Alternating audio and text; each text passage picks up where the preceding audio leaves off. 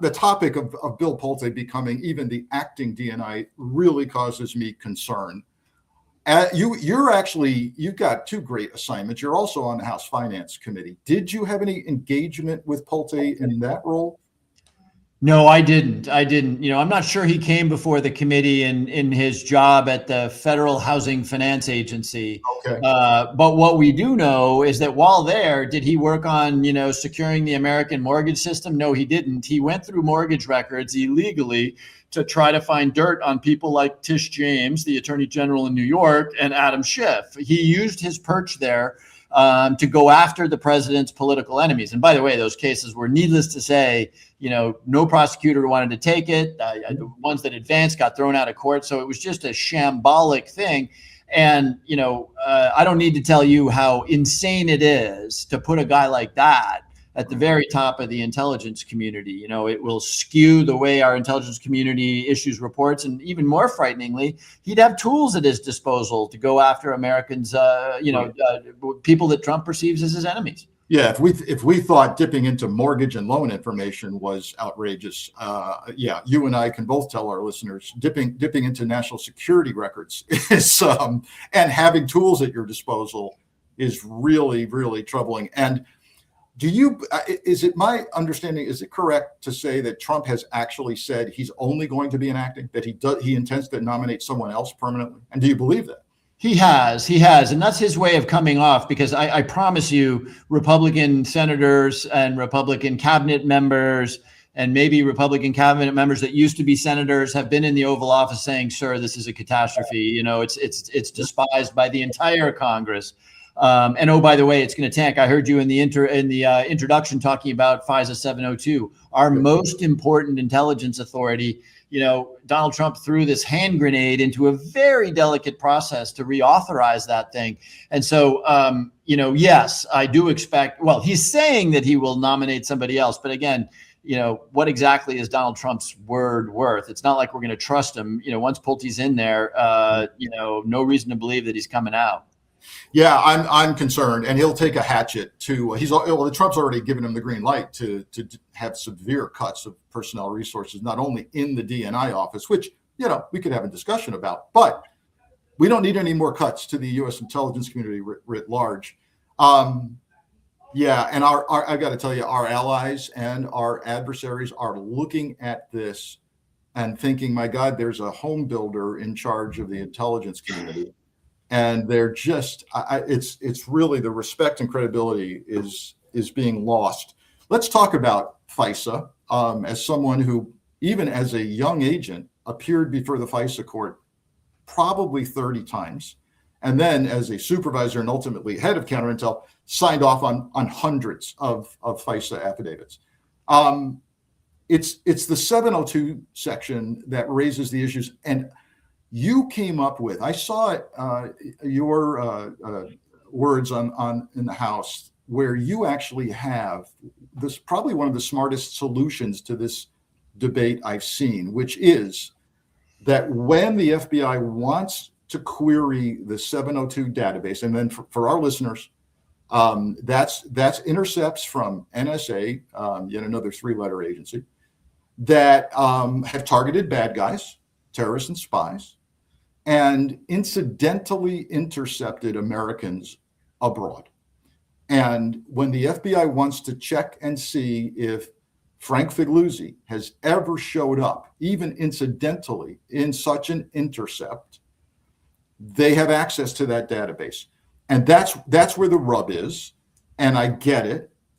Or if you had asked me about this 5 years ago, Jim, I would have said, screw the debate. The FBI needs into that database quickly and needs to see if Americans are talking to bad people. I've now changed my mind based on the abuses that I've seen. And I now like your suggestion. Tell us what your suggestion is. Yeah. Let's back it up just a little bit here because it's important that people really understand this program, right? So it is our most important intelligence collection tool, right? To give you an example, roughly 60% of the president's daily brief, that's the daily brief to the president of the United States. Now, I don't have any reason to believe that this president reads that, but nonetheless, 60% of that information comes out of FISA 702 collection. And the way FISA 702 works is that, bad guys out there in Pakistan, terrorists, cartel members in Mexico, they send texts and emails. So FISA 702 allows us to go to U.S. companies. It's not actually SIGINT intercepts from NSA. 702 allows us to go to Verizon or Google or these companies and say, we want emails on these targets, suspected terrorists, suspected cartel members, hackers, and spies, basically those four categories. We want their emails. Yeah. And Verizon is forced to hand them over. Okay, no problem. That everybody's okay with that. The problem arises because every once in a while, your terrorist suspect in Pakistan is talking to a cousin in Brooklyn, right? Yeah. Now, all of a sudden, you've got an American's text on the other side of that Pakistani terrorist suspect's email. And that's where the controversy arises, and rightly so, right? The NSA and FBI have no business having U.S. persons' communications.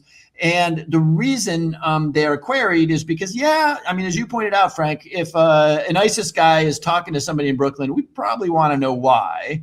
Yeah. Or, and this is the other piece that is really important, if they're talking about that person, it could be that they're planning an attack on that individual, right? So there's a bunch of reasons why you want to do it. Long story short, over the many, many years, we've put in place all kinds of restrictions and safeguards on the ability of the FBI and the CIA to actually look at that U.S. person information. They need to record it. They need to say why they're doing it. They need to report it to a court, and they need to report it to me. So all three branches of your federal government are looking at what the FBI is doing because it's a very sensitive thing. And so we're just about to get this thing reauthorized, this week. And the Pulte thing just throws a massive bomb into the whole process. And so now you have Democrats saying, I was going to get there. Yeah. And look, I appreciate where they are. I was going to get there. And then Bill Pulte, a guy who has dedicated himself to using the tools of the government to go after the president. No. Sorry, not doing it. So that's the fix we're in right now. Well, is it set to expire this weekend? Friday it expires. And are we looking at kicking the can again, once again extending it, or what do you think? We're talking about that. I'm not sure we can get a short-term extension.